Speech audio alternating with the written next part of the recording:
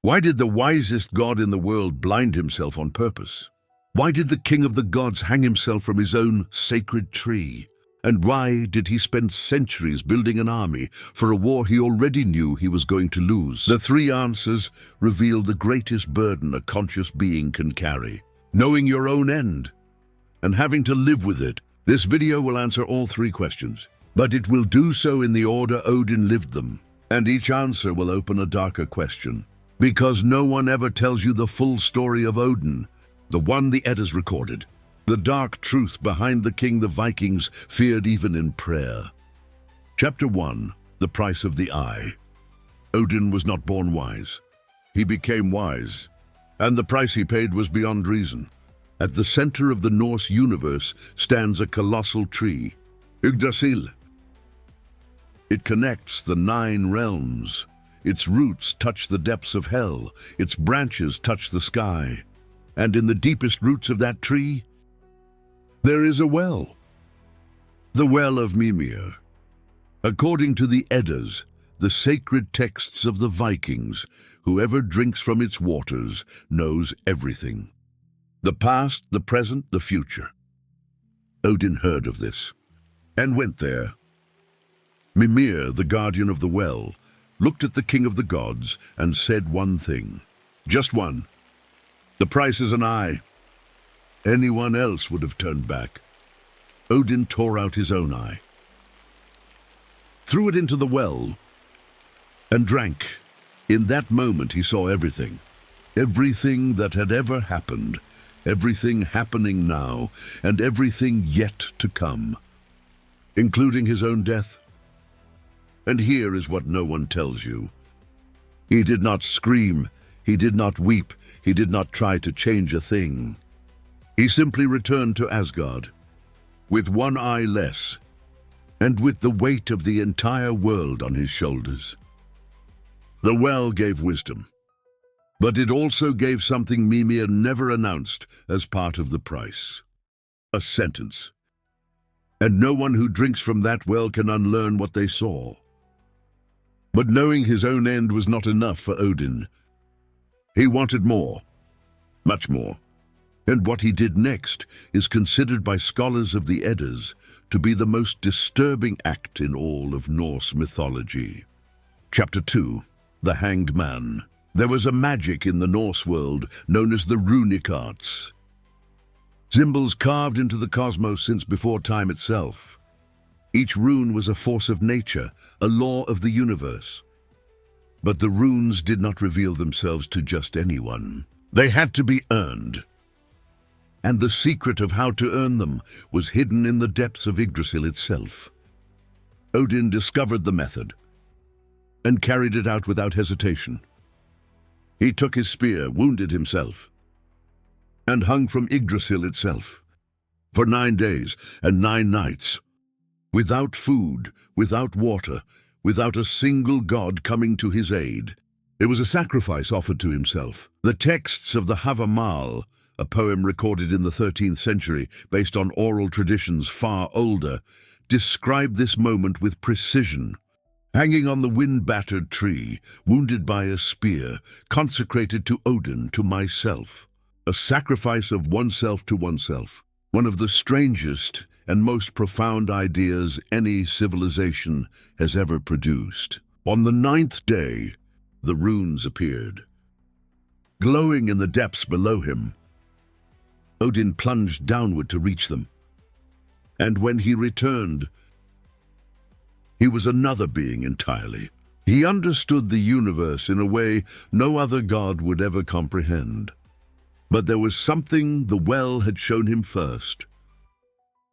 A single word. Ragnarök. Chapter 3. The Condemned King. Here is what the well had revealed to Odin. At the end of time, a wolf named Fenrir would break free from his chains and devour Odin alive. The end. No alternative, no escape, no miracle. Any god in his place would have crumbled. Odin did the opposite. If he could not change the end, he would prepare for it in the most epic way possible. He created Valhalla, And here is the dark truth no one tells you, Valhalla was not a paradise. It was a factory of warriors. Every time a warrior died with courage on the battlefield, the Valkyries descended from the sky and chose them. The chosen ones woke up in Valhalla, and every single day they did the same thing.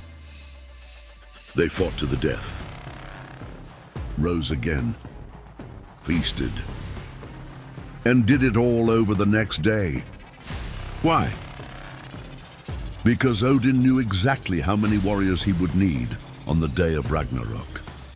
He was building an army for a war he already knew he was going to lose. Think about that. Centuries of planning, centuries of gathering warriors, centuries building the greatest army ever assembled, not out of hope of winning, but because that is what a king does. Chapter 4. The Weight of Loneliness. Few people know what Odin did every single day. While Thor drank and laughed, while Freyr courted goddesses, while the other gods simply lived, Odin sent 2 ravens out at dawn, Huginn, Muninn, Mimir. They flew across the 9 realms all day long, seeing everything, hearing everything. And at dusk they returned and whispered everything into Odin's ears. The Eddas record one detail that is deeply unsettling once you understand what it means. Odin always feared more for the return of Muninn. Memory, not thought. Memory. Why?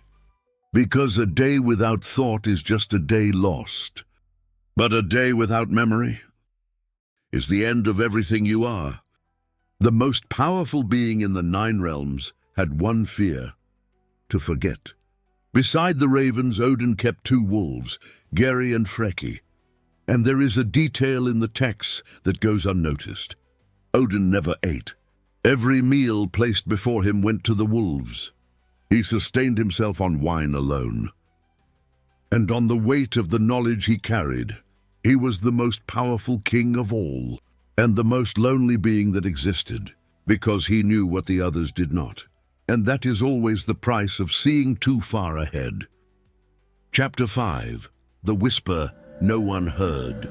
Then something happened that not even the wisest of gods could prevent. Baldr died. His most beloved son, the god of light, killed by a mistletoe arrow guided by the hand of Loki. The other gods wept, screamed, swore vengeance. Odin said nothing. Because he already knew. He had seen it in the well of Mimir. He had tried to protect Baldr in every way he could. And it had not been enough. There is an ancient Norse poem that describes Odin in that very moment. He approached the body of his son and whispered something in his ear. Something no other god heard. To this day, no one knows what he said. Scholars have debated it for centuries. Some say it was a spell, others say it was a promise, others say it was the forbidden secret about Ragnarök itself. The truth is, Odin took it to the grave. But what we do know is what he did next. He mounted Sleipnir, the 8-legged horse, and rode down into Hell, the realm of the dead. Not to bring Baldr back. He knew that was impossible. But to wake a dead prophetess and force from her the one last piece of information the well had not revealed. Exactly when Ragnarök would begin. Chapter 6, The Last Night. The signs came. The Fimbul winter, 3 winters with no summer between them. Wars everywhere, brother against brother. Fenrir roared beneath his chains, and Odin knew. It was time. On the night before Ragnarök, they say Odin walked through Valhalla in complete silence. He looked at every warrior he had gathered across the centuries. Every one of them was ready. and not one of them knew it was the last night. Odin knew. He knew everything. And he did not say a single word. Chapter 7, Ragnarök.